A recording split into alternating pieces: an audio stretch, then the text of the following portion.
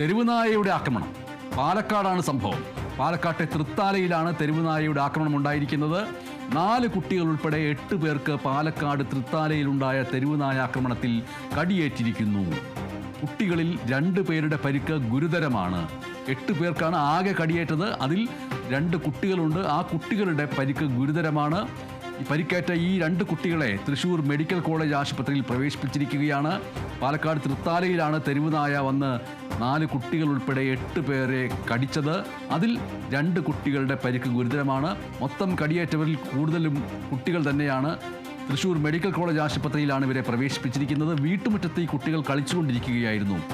അതിനിടയിലേക്കാണ് തെരുവുനായ പാഞ്ഞു വന്ന് കുട്ടികളെ ഒന്നടങ്കം കടിച്ചത്. 2 കുട്ടികളുടെ നില ഗുരുതരമാണ്. വളർത്തുമൃഗങ്ങൾക്കും കടിയേറ്റു എന്നുള്ളതാണ് ഈ റിപ്പോർട്ടുകൾ സൂചിപ്പിക്കുന്നത്. കുട്ടികളെ മാത്രമല്ല, അവിടെ ഉണ്ടായിരുന്ന വളർത്തുമൃഗങ്ങളെ കൂടി തെരുവുനായ കടിച്ചിരിക്കുന്നു. ഈ പ്രദേശത്ത് ഒരാഴ്ച മുൻപ് 10 പേരെ തെരുവുനായ ആക്രമിച്ചിരുന്നു. ആ ആക്രമണത്തിൽ 10 പേർക്ക് പരിക്കേൽക്കുകയും ചെയ്തിരുന്നു. ഈ പ്രദേശത്തുടനീളം തെരുവുനായകളുടെ ശല്യം രൂക്ഷമാണെന്നും നടപടി ഉണ്ടാവണമെന്നും നാട്ടുകാർ പല ഘട്ടങ്ങളിലായിട്ട് പരാതി ഉയർത്തുകയും ആവശ്യമുന്നയിക്കുകയും ചെയ്തിരുന്നു. അതിലൊരു നടപടിയും ഉണ്ടായിട്ടില്ല എന്നുള്ള പരാതി നിലവിലിരിക്കെയാണ് പാലക്കാട് തൃത്താലയിൽ തെരുവുനായയുടെ ആക്രമണത്തിൽ ഇപ്പോൾ 4 കുട്ടികൾ ഉൾപ്പെടെ 8 പേർക്ക് കടിയേറ്റിരിക്കുന്നത്. ഈ കുട്ടികളിൽ 2 പേരുടെ പരിക്ക് ഗുരുതരമാണ് എന്നുള്ള വാർത്ത പ്രത്യേകം ശ്രദ്ധേയമാണ്. വീട്ടുമുറ്റത്ത് കളിച്ചുകൊണ്ടിരിക്കുന്ന കുട്ടികളെ പോലും തെരുവുനായ ആക്രമിച്ചിരിക്കുന്നു എന്നുള്ള അവസ്ഥ വരുന്നു.